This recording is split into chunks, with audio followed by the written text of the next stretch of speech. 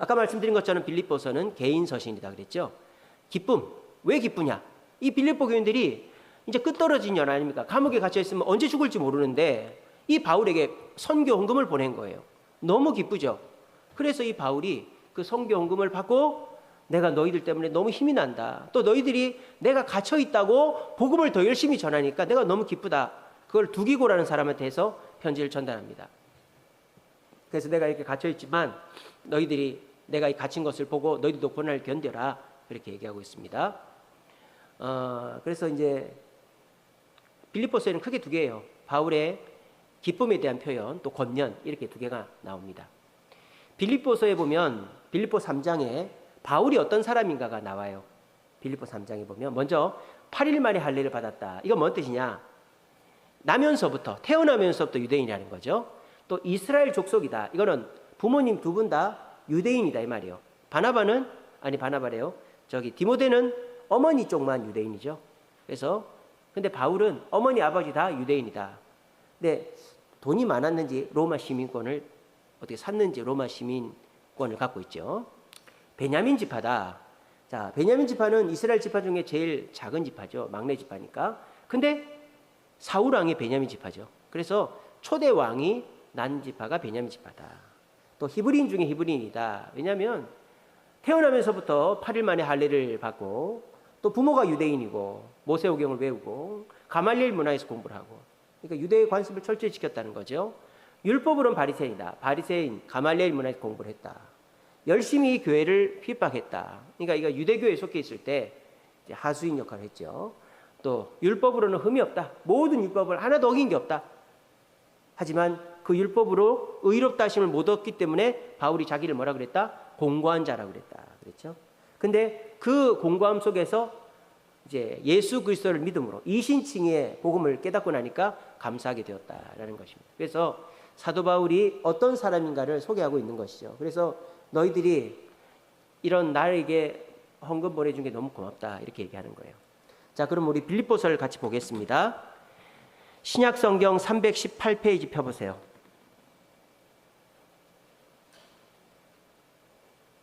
신약 성경 318페이지.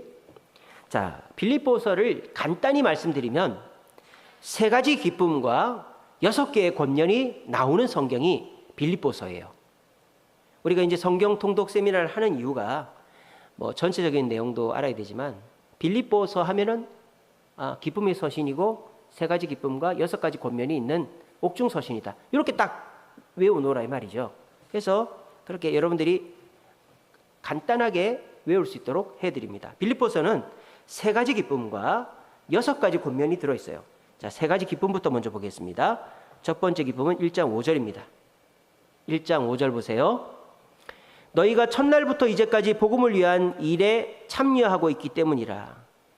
그러니까 빌립보 교인들이 사도 바울이 감옥에 갇혔음에도 불구하고 복음을 전하니까 기쁘다. 첫 번째 기쁨은 빌립보 교인들의 복음 전파가 기쁘다.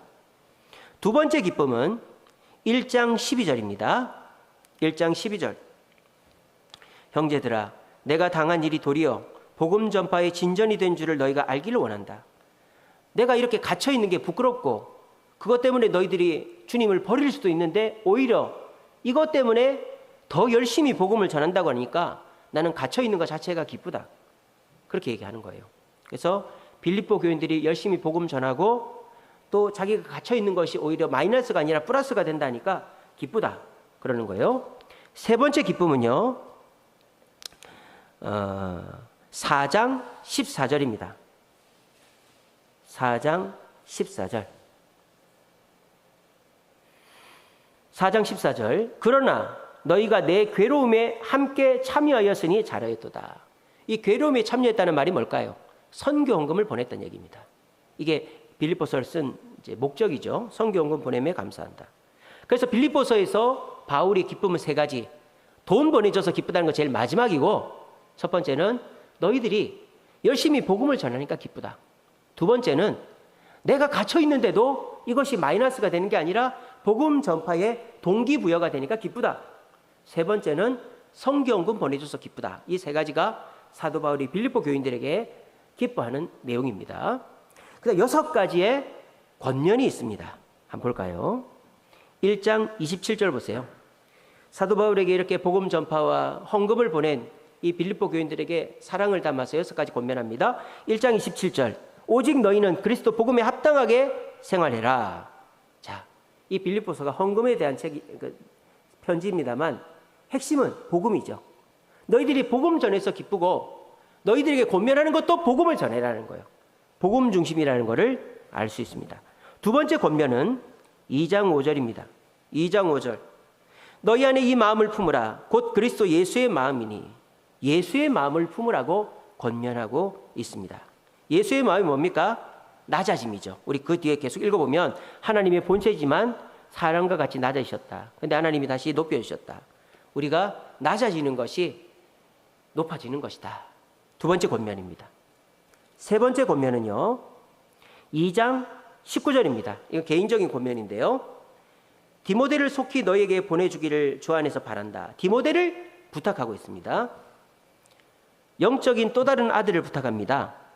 2장 25절 보세요. 2장 25절. 그러나 에바브로 디도를 너희에게 보내는 것이 필요한 줄로 생각하노니. 디도를 부탁합니다. 자, 디모데도 영적인 아들, 디도도 영적인 아들, 오네시모도 영적인 아들이라고 그랬어요. 갇힌 자 중에 낳은 아들 오네시모라고 그랬어요. 바울의 영적인 아들이 그렇게 있습니다.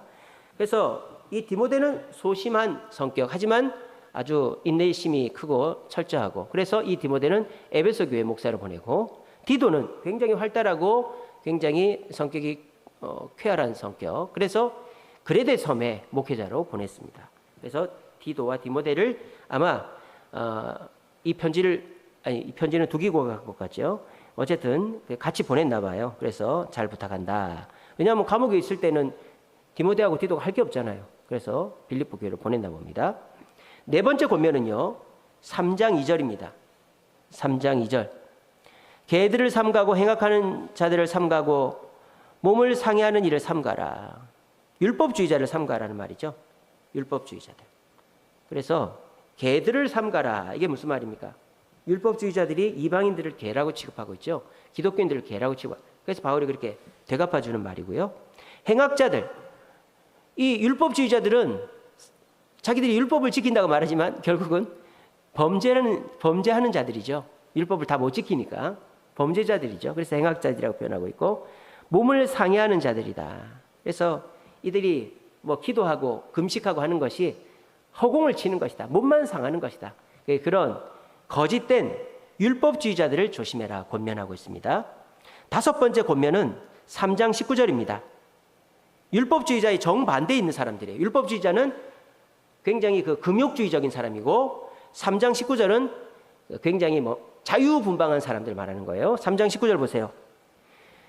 그들의 마침은 멸망이요 신은 배요. 여기서 신이라는 것은 신은 배다. 그러니까 배가 부르면 모든 것을 만족하는 사람들이 이 반도덕주의자들, 자유주의자들이란 말이에요.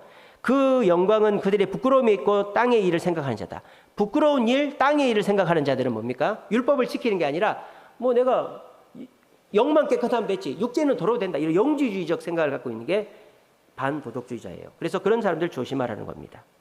그리고 마지막 여섯 번째는 4장 4절이죠. 주 안에서 기뻐하라. 항상 기뻐하라. 내가 다시 말해 기뻐하라. 기뻐하고 관용하고 기도하고 참아라. 참되고 경건하고 오르고 이렇게 쭉 나오죠. 그리스도인의 미덕에 대해서 얘기합니다. 그래서 빌립보서에서 나오는 6가지 권면은, 첫째는 복음에 합당하게 생활해라. 두 번째는 예수님처럼 낮아져라. 세 번째, 네 번째는 디도와 디모데를 부탁한다. 다섯 번째는 율법주의자 삼가하고, 여섯 번째는 그 반대에 있는 자유주의자, 쾌락주의자를 조심해라. 여섯 번째는 그리스도인의 미덕을 실천하라. 그렇게 3가지 기쁨과 6가지 권면이 들어있는 책이 빌립보서다. 그리고 아까 제가 말씀드린 바울이 어떤 사람인가 하는 게 3장 4절부터 쭉 나오죠. 3장 4절 한번 보고 넘어갑시다. 그러나 나는 육체로는 신뢰할 만하다. 뭐가 신뢰할 만하냐? 5절에 보면 8일 만에 할례를 받았다. 이건 뭔 말이다? 태어나면서부터 유대인이다. 이스라엘 족속이다. 이건 뭔 말이다? 두 부모님이 다 유대인이다. 베냐민 지파다. 이거는 뭔 말이다? 왕을 배출한 지파다. 히브리인 중에 히브리인이다. 율법을 다 지켰다. 율법으로 바리새인이다. 가말리엘 문화에 공부했다. 율법으로 흠이 없다. 이렇게 자기 자신이 이렇게 율법으로 유대교적으로 완벽하다. 근데 이거를 바울은 뭐라고 생각한다? 3장 8절 보세요. 배설물로 여긴다. 이런 유대교적 그 커리어, 경력은 배설물이다. 왜? 예수 그리스도를 얻었기 때문이다. 나에게는 예수님이 최고다. 예수님만 있으면 된다. 이렇게 얘기하고 있습니다. 그래서 이 사도 바울이 빌립보 교인들에게 간증하는 것이죠. 쉽게 말하면 3장 14절 보세요. 아주 유명한 구절이죠. 표대를 향하여 그리스도 예수 안에 하나님이 부르신 상을 위하여 달려가노라. 그래서 우리들도 이 사도 바울처럼 이렇게 해야 된다는 거예요. 자, 이 빌립보서 참 모범된 교회죠, 여러분. 이 빌립보서 싸우지도 않습니다. 뭐 서로 정죄하지도 않습니다. 이 빌립보 교회는 갈라디아서가 가지고 있는 그런 이단에게 속는 문제점이나 에베소 교회가 갖고 있었던 사랑이 없는 분열되는 문제점이 없어요. 이 빌립보 교회는 하나님 말씀 안에서 신앙생활 잘하고 있고 서로 시기 질투하지 않습니다. 그 이유가 뭘까요? 그 이유가 뭘까요? 바로 복음에 집중하고 있기 때문입니다. 사도 바울이 빌립보 교인들 칭찬한 첫 번째는 돈 보내준 게 아니에요. 너희들이 복음에 참여한 자가 됐다 그러니까 너무 기쁘다. 또 내가 갇힌 것이 부끄러운 게 아니라 오히려 복음의 진보가 됐다니 기쁘다. 너희들 복음에 합당하게 생각해. 복음을 강조하는 성경이 빌립보서다라는 겁니다. 분명한 사실은 복음을 위해서 노력하는 교회는 하나님 말씀에서 떠나지 않고 분열되지 않는 줄로 믿으시길 바랍니다. 자, 보세요. 복음을 전하기 위해서 열심히 노력하려면 어떻게 돼요? 내가 먼저 그 복음으로 무장이 되어 있어야 되겠죠? 내가 예수를 믿지도 않는데, 내가 삶 속에 은혜가 없는데 어떻게 복음을 전하겠어요? 그러니까 복음을 전하려면 내가 예수를 믿고 그 예수님으로부터 받는 은혜가 있어야 예수를 자랑하는 것이죠. 그러니까 복음을 전하는 교회는 교리적으로 탄탄한 교회다라는 거예요. 두 번째, 복음을 전하면 어떻게 된다? 서로 안 싸우게 된다. 왜? 공통의 적이 사탄이 되기 때문이다. 근데 복음을 전하지 않으면 어떻게 된다? 서로 싸우게 된다. 교회 내적으로 나하고 성격이 다르고 나한테 잘 서운하게 하고 이러면 서로 싸우게 된다. 우리가 전에도 말씀드렸죠. 제일 군기가 센 데가 경찰이에요. 경찰, 청원경찰, 전투경찰. 왜? 뭐 별로 군기 뭐 이렇게 힘든 일이 없어요.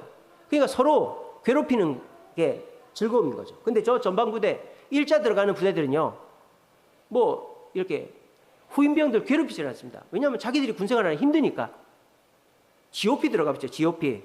우리 최규범 지사님 GOP 있었는데, GOP는요 2등병이나 상병, 병장이나 다 똑같이 잘 지냅니다. 왜? 서로 힘드니까. 서로 힘드니까. 이게 뭔 말이에요? 하나의 목표로 헌신하면 서로 힘들거든요. 그러니까 싸울 일이 없어요. 근데 일을 안 하면 서로 싸우게 돼 있단 말입니다. 로마가 왜 망했을까요? 로마 시민들은 세금을 안 냈습니다. 전쟁에 안 나갑니다. 그러니까 먹고 놀다 보니까 서로 싸우고 있는 거예요. 바람 피우고 외도하고 막 그러다 보니까 나라가 망해버린 거예요. 빌립보 교회가 칭찬받는 이유는 헌금 보내서라기보다 복음에 집중했기 때문이다. 저는 우리 주세움교회도 마찬가지라고 봅니다.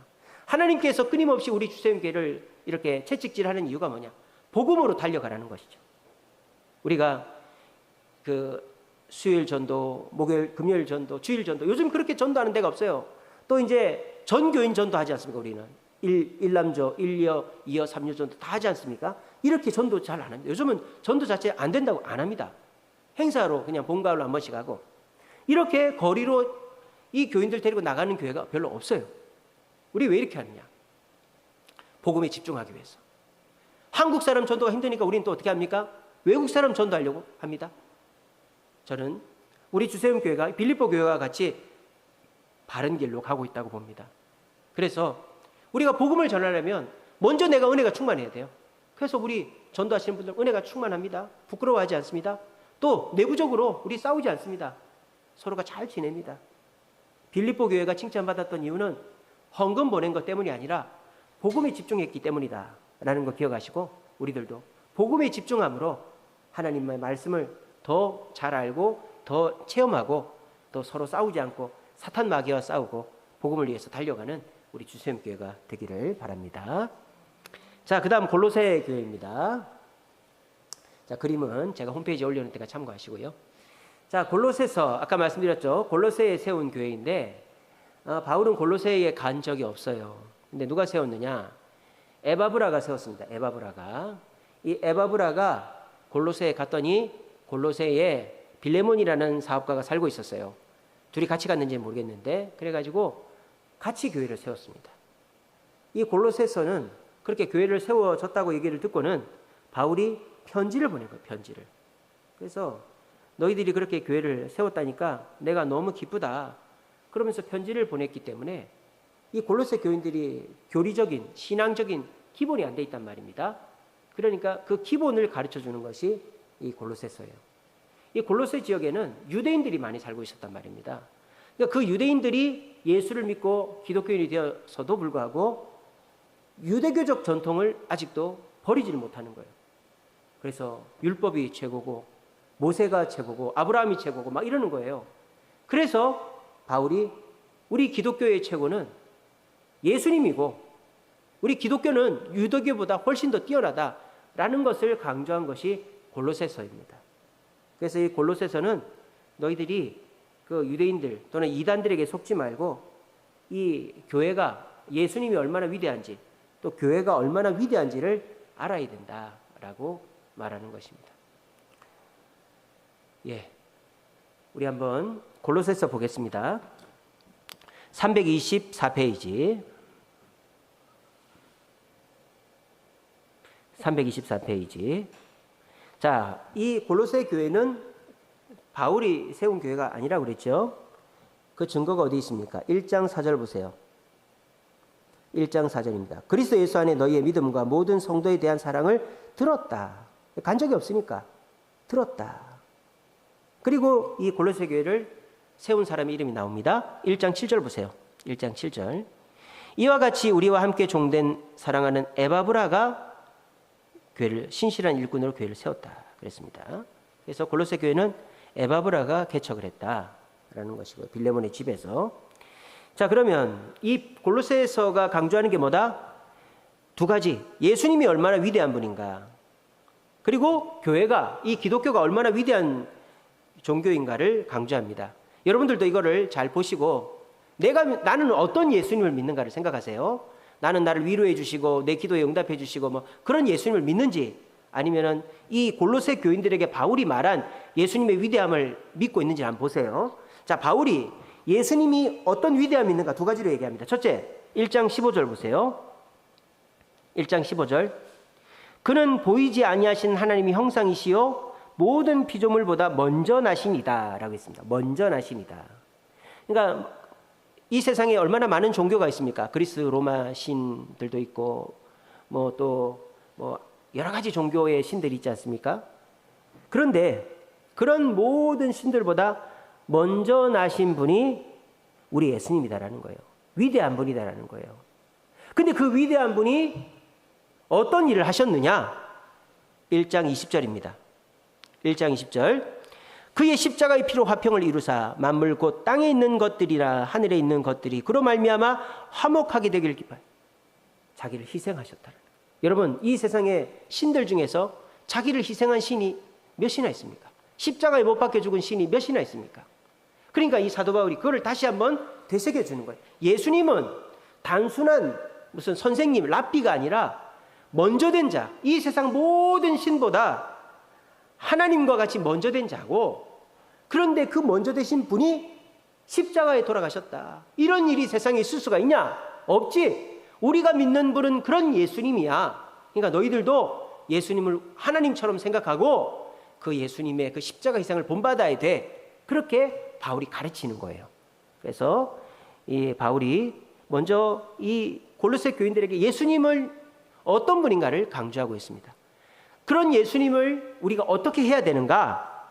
그 위대하신 분이 십자가에 죽으신 그분을 우리가 신앙한다는 게 뭐냐? 1장 24절입니다. 1장 24절.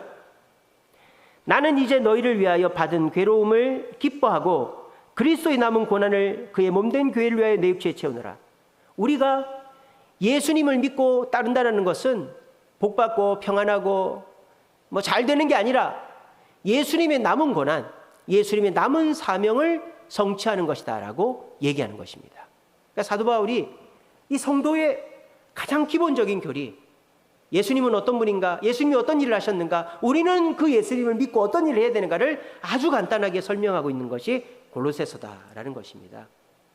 자, 근데 이 사도 바울은 예수님에게서 끝나지 않고요, 이 기독교, 예수님이 세우신 교회, 이 교회가 얼마나 위대한가, 교회의 우월성을 얘기합니다. 여러분, 교회가 뭐로 위대할까요? 사랑이 많고 뭐 건물이 크고 뭐 돈이 많고 이런 거 아닙니다. 사도 바울이 말하는 교회, 기독교의 우월성이 뭔지 한번 봅시다. 2장 2절 3절 보세요. 기독교의 우월성입니다. 2장 2절 3절. 이는 그들로 마음의 위안을 받고 사랑 안에 연합하여 확실한 이해의 모든 풍성함과 하나님의 비밀인 그리스도를 깨닫게 하려 함이니. 자, 교회는 깨달음을 주는 종교라는 거예요. 깨달음을. 그래서 교회에 뭐가 있다? 3절 보세요. 그 안에는, 교회에는 지혜와 지식의 모든 보화가 감추어져 있다. 자, 교회는 이 세상에서 깨달을 수 없는 것을 깨닫게 해주는 종교가 교회다라는 거예요. 여러분, 힌두교나 뭐 이슬람교는 굉장히 탐욕적인 종교죠. 뭐 이 현실에서 복받기를 원하는 게 그런 종교입니다. 유교도 마찬가지고 도교도 마찬가지죠. 유교도 이 땅에서 복받고 도교도 조상신 잘 섬겨서 이 땅에서 복받는 겁니다. 근데 우리 기독교는 이 땅에서 복받는 게 아니라 천국을 소망하는 그런 종교다라는 거예요. 그리고 이 세상의 종교들이 갖지 못하는 사랑과 용서와 희생의 정신을 이 땅에 갖고 온 종교가 기독교다라는 거예요. 여러분, 예수님 오시기 전에 사랑은 반쪽짜리였죠. 아가페 사랑이 없었죠. 원수는 죽여도 돼요. 동해보복법 사랑이었습니다. 가족, 형제, 같은 민족만 사랑해라고 했습니다. 그렇지만 예수님 오셔서 원수도 사랑해라. 이건 세상에 없었던 얘기입니다. 그리고 예수님은 용서하라 그랬죠. 세상에서 용서가 없습니다. 그런데 예수님은 용서를 가르치셨습니다. 그리고 예수님은 희생을 가르치셨죠. 자, 세상은 내가 여유가 있으면 희생합니다. 그런데 예수님은 자기 몸을 바쳐서 희생했습니다. 세상에 없는 참 지식, 사랑과 용서와 희생의 지식이 바로 이 교회에 있다라는 거예요. 자, 두 번째 교회의 핵심이 뭡니까? 2장 8절입니다. 2장 8절 보세요. 누가 철학과 헛된 속임수로 너희를 사로잡을까 주의하라. 이것은 사람의 전통과 세상의 초등학문일 따름이고 그리스도를 따름이 아니다. 교회는 참 지식과 참 깨달음이 있지만 세상은 초등학문이고 세상의 초등학문이고 헛된 속임수다라는 거예요. 그래서 교회는 깨달음과 참된 지식이 있지만 세상 종교, 또 영지주의, 율법주의 이런 것들은 헛된 속임수고 초등학문이다. 그렇게 우리 기독교의 우월함을 아주 간단하게 얘기하고 있습니다. 자, 이렇게 예수님의 우월함, 기독교의 우월함을 얘기한 다음에 그러면 그 예수님을 어떻게 믿고 어떻게 신앙생활 할 것인가가 이제 3장부터 4장까지 나옵니다. 자, 한번 볼까요? 자, 우리가 우월하신 예수님을 믿고 참 지식을 가진 교회에서 신앙생활 하면 어떤 삶을 살아야 되는가? 3장 1절 보세요. 3장 1절입니다. 그리스도와 함께 다시 살리심 받았으면 위의 것을 찾으라. 참된 지식으로 살아라. 이 땅의 것을 추구하지 말고 이 땅의 영광과 행복과 만족을 추구하지 말고 예수님께서 주신 희생과 참 지식으로 주님의 그런 말씀을 실천해라. 위의 것을 찾아라 권면하고 있고요. 두 번째는요. 위의 것을 찾아서 어떻게 되라? 3장 10절입니다. 새 사람을 입었으니 새롭게 되어라는 것이죠. 이 땅의 것을 찾지 말고 위의 것을 찾아 새롭게 되어라. 그리고 새롭게 된 사람은 어떻게 된다? 새롭게 된 사람은 변화가 됩니다. 어떤 변화가 되느냐? 13절, 3장 13절 보세요. 서로 용납하고 용서하고 사랑을 더하라. 용납과 사랑이 새롭게 된 사람에게 나타난다라는 것입니다. 우리가 용납하지 못하고 사랑하지 못하면 새롭게 된 것이 아니다라는 것이 있습니다. 그 다음에 4장 2절 보세요. 용납과 사랑 실천하려면 어떻게 된다? 기도를 계속하고 감사함으로 깨어있어라. 그래서 우리가 위대하신 예수님 또 참지식을 가진 교회에서 신앙생활을 하게 되면 위의 것을 찾게 되고 새 사람이 되어 감사와 용납의 삶을 살고 그것을 살려면 기도하게 되어진다라고 얘기하고 있는 것입니다. 그리고 이제 4장 7절부터는 이제 마지막 인사인데요. 이 골로새서를 누가 들고 갔느냐? 4장 7절에 보면 두기고, 4장 9절에 보면 오네시모 이렇게 나오죠.